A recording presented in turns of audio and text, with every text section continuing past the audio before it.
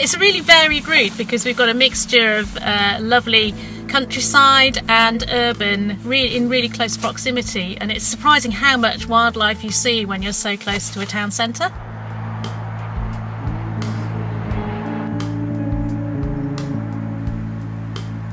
The River Mersey actually starts in Stockport. A lot of people may not realise it, but it's formed where the River Tame and the River Goyt join just to the east of the centre of Stockport town centre. A lot of people don't realise that the Mersey is actually quite a short river.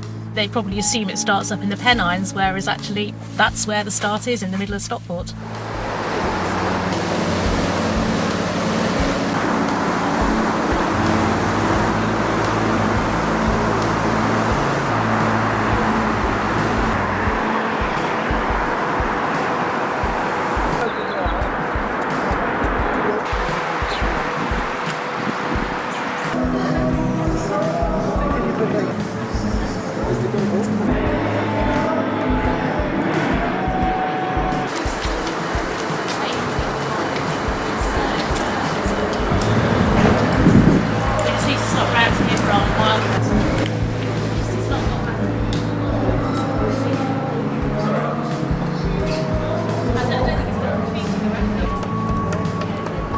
Stockport is an old industrial town, and there are caves which were part of an air raid system during the Second World War. Those are up on the side of the River Mersey as you go along the cycleway, and there's also an air raid museum in the town centre which is really interesting to go and visit. Hi, this is Stockport Air Raid Shelters, which was air raid shelters that were built specifically for the Second World War to protect people all around Stockport. There were 5 sets of tunnels, and this is the one we've opened up for the public. People used to get sirens going off all the time, so they had to have somewhere to shelter, and the council thought of these sandstone rocks here, dug into them, and they were awfully good because nobody's died down there yet. Stockport was the centre of the hat making industry in the 19th century, and the Hat Museum celebrates that heritage of Stockport. It's a really interesting place to go and visit. After the Hat Museum, we went underneath the railway viaduct, which is the largest brick-built structure in the UK, I believe. It's a massive railway viaduct in between the centre of Manchester and Stockport. The Stockport Pyramid was originally going to be part of Kings Valley development, a series of pyramids, but unfortunately only one of them got built. But it's a real landmark building. Everybody knows the pyramid in Stockport as they're coming through.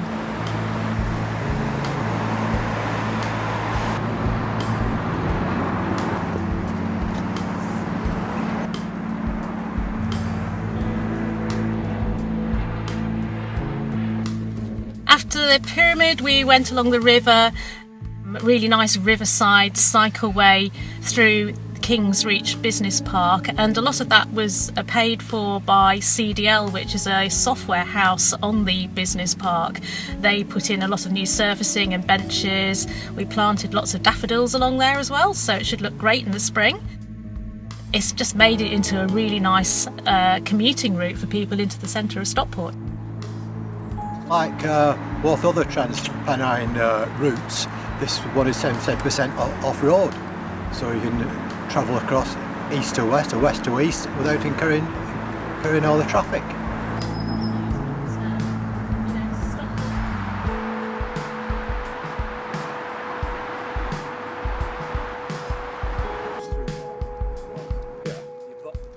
From there we head over to Heaton Mersey, and again we're continuing along the river towards Didsbury village, and again you've got a lovely sort of rural feel to the route, even though we're very close to an urban area, and you regularly see herons, sand martins, sometimes buzzards, and I believe there are also kingfishers along there as well, although I've still not seen one.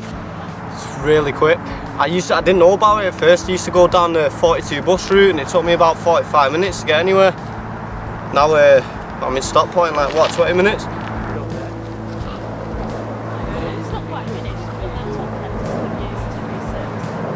I started cycling to work about 8 years ago, and as I got more involved in cycling in the local area, I became aware of the Trans Pennine Trail and joined up to Sustrans as a volunteer, and over the years I've just got more and more involved. The route is a really important local leisure facility for me. I love going down there on a summer's evening after work. I want it to be as nice as possible, and I enjoy putting time into making it good for everybody else to enjoy.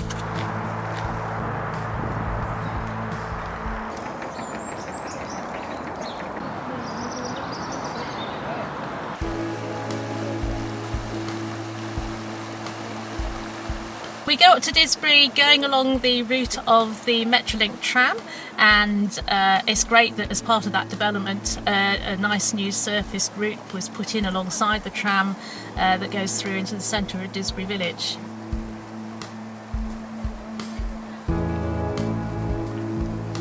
It's his patch and he would know a lot better than I do, so...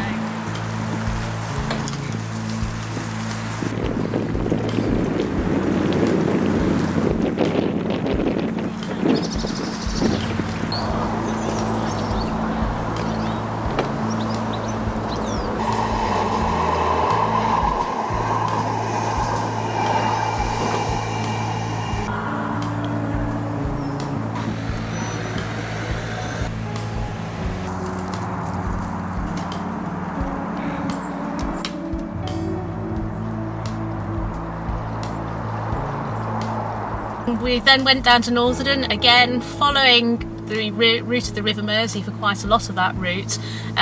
Really nice scenic route between some of the local golf courses, and again it has a really nice rural feel to it, which when you look to see how close you are to the conurbation, it's a really surprising feeling of tranquility down there.